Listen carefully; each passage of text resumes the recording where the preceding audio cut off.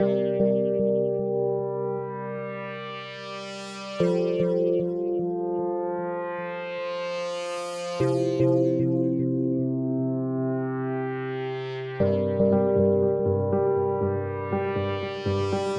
is new territory for us.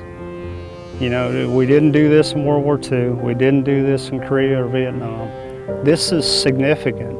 This combat patch, this unit patch that we're a part of is playing a big role in Iraq's history. This reposturing that we're going and accomplishing is something that's kind of unprecedented. You know, the Army really hasn't done that. We're able to execute a major combat operation and lead into a stability operation that eventually leads to handing off facilities and the security of the country to the country you invaded 8 years earlier.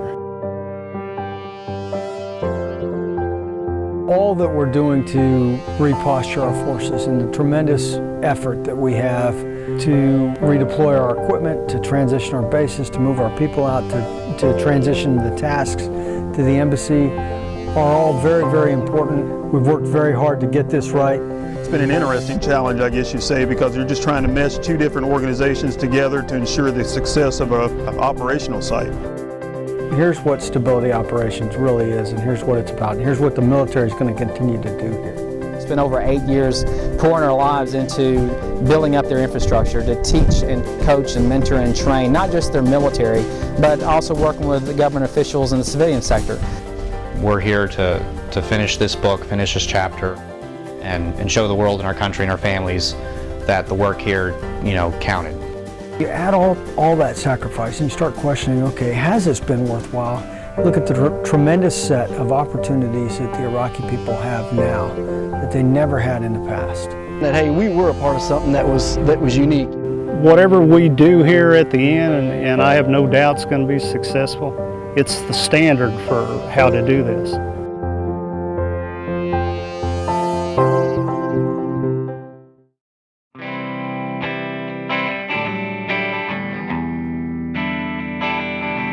I knew coming in we were going to have our hands full helping to close it down and help with the drawdown, getting U.S. forces out of here. We do two key tasks, and that is to provide force protection for the entire Victory Base complex. That includes all tower guard operations, as well as several entry control points across the perimeter.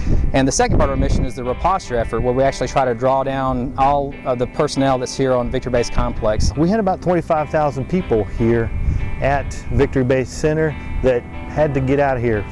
And that was our job, was getting those people and all their equipment out of Victory Base Complex.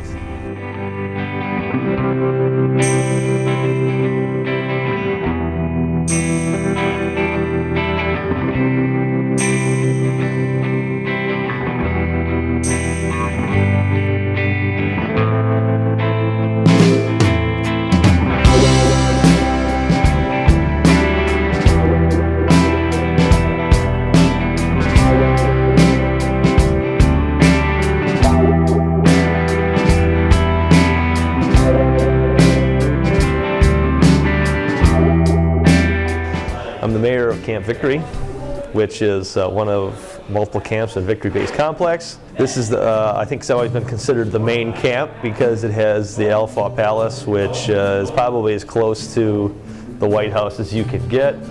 Lead command and staff for the Iraq campaign has always been in Alpha Palace. One time or another I heard there was something like 50-some generals around here. If you look around, used to have computers on all the desks. Weeks ago we lost our connectivity because that's all part of the drawdown as they've pulled switches and plugs. We have no digital telephones. We do have tactical communications with the SINGAR's radio. Our sleeping quarters won't have lights, the toilets won't flush, the water in the sinks won't run. We will have lights in this building, and we will have power for the tactical radios. So I told the guys they got two choices. They can sleep in a dark chew or they can move into the mayor's cell. We have a responsibility to clean up after ourselves and to get all of our stuff out. And also at the same time, I think a lot of getting the military stuff out is so that our technology doesn't make it into the wrong hands. The whole camp. Boy, I wouldn't want to be the last person to have to clean this up. Well, we're the last people. Accumulation of 8 years of mayor stuff, and boy, I tell you, you find a lot of surprises. People put in lockers and closets and hid things, and well, someone else will deal with them. And generally speaking, it's been a lot of garbage, a lot of military equipment, a lot of things that people have built.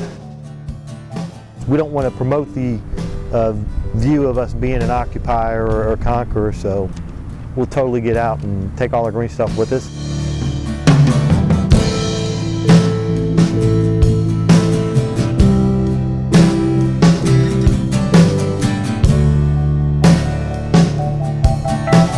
When I got here in July, traffic all over the place, people all over the place.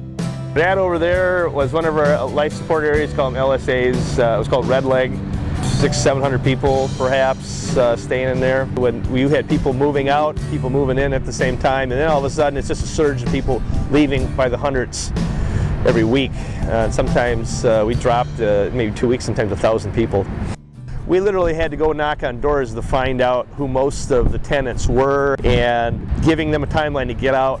A lot of people left. Quite often their rooms there was military equipment, ammunition, knives. Well, they're gone. So we had to go in there quite often and clean up that mess. People think it's easier to just dump things along the side of the road, so then we got to go clean it up. We provided a service to the mayor cells during their amnesty days. We've had a couple of them since we've been here, and they were just crazy.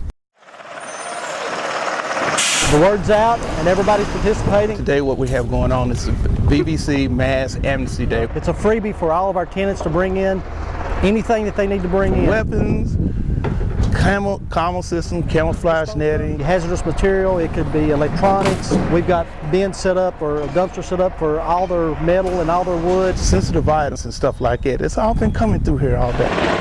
I mean, I could not believe the amount of stuff that just came out of the woodwork. The whole purpose of it is, let's do a spring cleaning of East Liberty today. You get to know everybody understands what you're doing, and everybody respects what you're doing, and they understand that, hey, Victory's got to close. There's a lot of unused stuff here, and actually some folks have come out and kind of looked through like a yard sale. AK-47 and an AK-74 PKM. And both of these weapons are functioning. They come out and they just look around and say, do you mind if I take this? Well, we're going to take this stuff and we're going to decommission it. We're going to weld it shut. That way nobody can be able to use it. And then we're going to have it destroyed. It's been a good mission for us today. There's at least 2,100 different buildings to go into around here, including the chews and things like that. We're down to 55 buildings off of that entire total from what we have. And those are occupied right now by the access control, the mayor's cell, a couple of comms people cleaning out. 4 more coming to upload this and the water tanks. 1 for this and 3 water tanks on the back. As they pull the chews like out of the LSAs, then there's all this stuff some things that were underneath the chews, and then there's the PVC piping that was pulled up with them and pieces, and so we're still cleaning things like that up. I basically had about 80 changes in services, either cessations or changes in the services. Just simple stuff, the retail stores like the AFI store shutting down, the restaurants shutting down.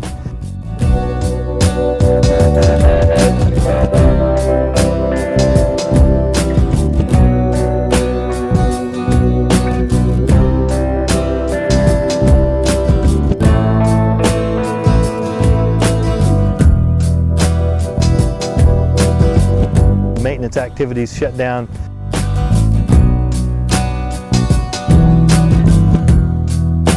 The MWR facility is closed down. The gym is being soldier run. The laundry pickup point closes today. We try to draw down all of the personnel that's here on Victory Base Complex, and that includes military tenant units as well as the contractors.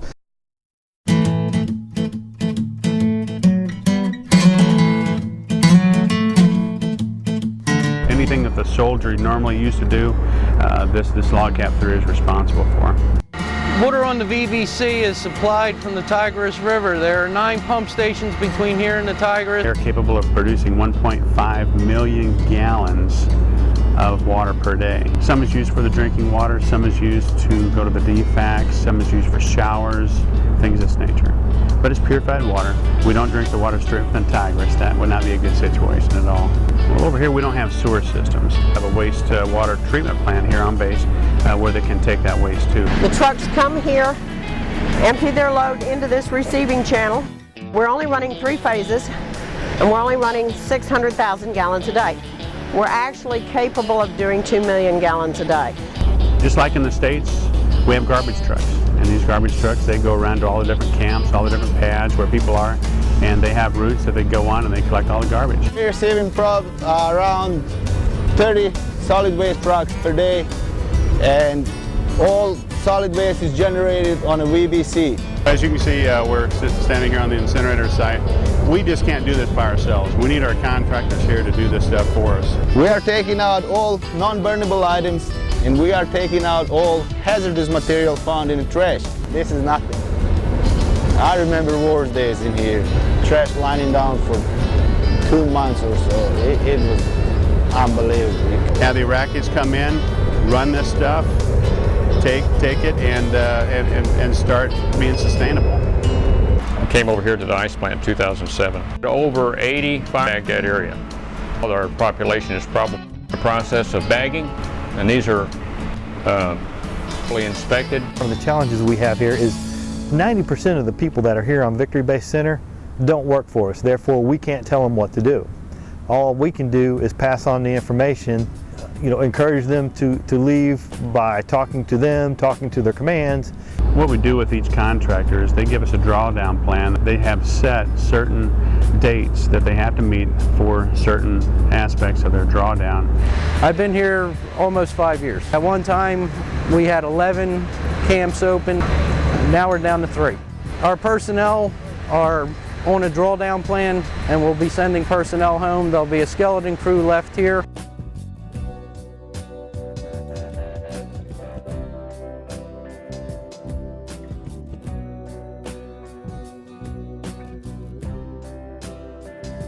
Go down to 1 unit, running as slow as we possibly can. And when we leave out of here the last day, the tanks will be full. We'll turn the switches off. 001 on the 27th. Of November? Of November.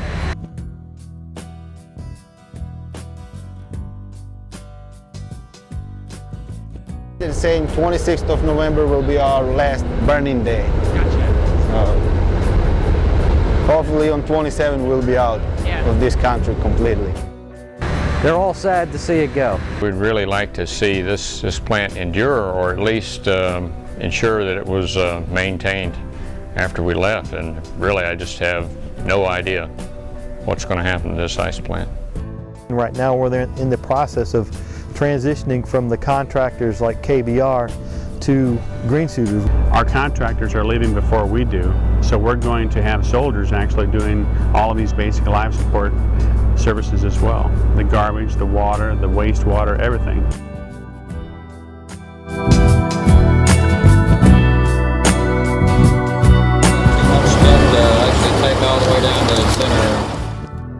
So the fuel point has shut down, which means 149th is running that as well, and we need to make sure that all vehicle sort of convoys as well as the military vehicles get their gas. And they're pumping their own though, because we don't have soldiers to man that. So it's pretty much just directing traffic. It's kind of fun.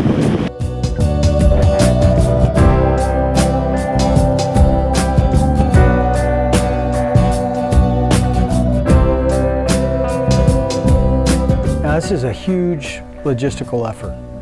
Last week, 399 convoys, 13,909 trucks. That was just last week. So you can see how many trucks are on the road every day.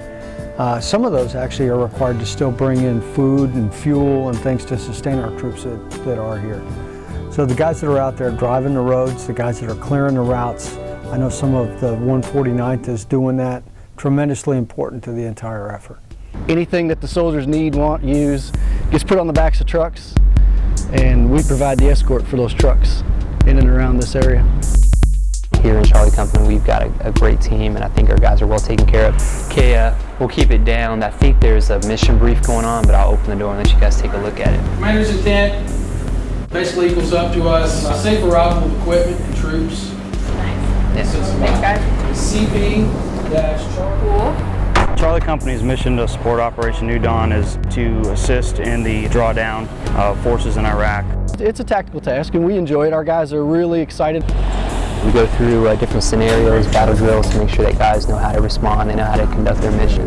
Be able to try to suppress the fire. However, these guys need to hear this and basically ensure that every soldier knows the mission, so if something were to happen, the next soldier can step up and take charge. I kind of jumped on board this because I got a basic 2 weeks before I went to mobilization. I was enrolled in college, so they told me you don't go into deployment, but I thought this might be my final chance, so it'd be good to get the experience and the combat patch and stuff like that. So I jumped on board as soon as I could. Mainly I'm focused on the mission because I know I'm the only person in my truck that can keep my crew safe. This is both Bravo and Charlie Company's CP. Our electronic warfare officer works, our commo sergeant, this is like their workspace. Yeah, it's our CP, rather. And so each company has their work area. We're equipped, we're trained, we're ready. We're the infantry unit. We have the armor, the protection, the mobility, the firepower. We're ready to deal with whatever the enemy can try to cast upon us. And they can track on our Blue Force trackers. We control in here interpreter schedules, the actual sets when they're rolling out, manifests, debriefs, all happen in here. I'm going through out of one of my old manifests, making a new manifest. Staff Sergeant Garland is actually one of our battle NCOs. He also does hoist operations for us, so he helps put together information that can be of help, assistance to our sets before they roll out. And that would be pretty much it for our CP. Not a lot to it. We actually today are having our layout for the commander, our trucks. Pretty much cleaned the trucks out to the best of our ability without having pressure washer capabilities. My set leaders, the guys that are operating, are E6s, staff sergeants, and they're fully competent. They're strong leaders. I'm extremely confident in the NCO leadership that we have that are driving these missions. I've got an awesome crew. I'm proud of all of them. I don't have to run back and forth to my trucks to see if everybody are doing their jobs. I just do my job and they do theirs, and I already know that it's happening behind me. You got to have the morale up somewhere. We're in a little rest period right now, so we got to be out here. I'd rather be out here throwing a football than sitting on the back of the truck. So true. It's the guys that you have around you every day that keep things going. He stole my weapon from me and got me subbed, so I got to do something. So they work that much harder for us. Let's go ahead and do these checks. Inspecting, cleaning weapons, making sure everything is good to go in case we got roll out at any time. This is my second deployment. I was actually at this base. I was here in 06, 07. I parachuted in northern Iraq with 173rd. We pushed south and ended up actually up in Kirkuk, and I stayed there for the duration of my year. Seeing the progress that's been made over 2 deployments, just how things have changed. To see guys develop, have the opportunity to do their job every day, to be a part of this. I think there's a lot of pride as well to be a part of the Kentucky National Guard. I'm proud to be a part of the drawdown, and the unit that was over here before us was here for a year. Is there time to go? And we're here, we're fresh, and ready to close this thing down. The ROE has changed as far as, part of the agreement with the Iraqi government is that anytime there's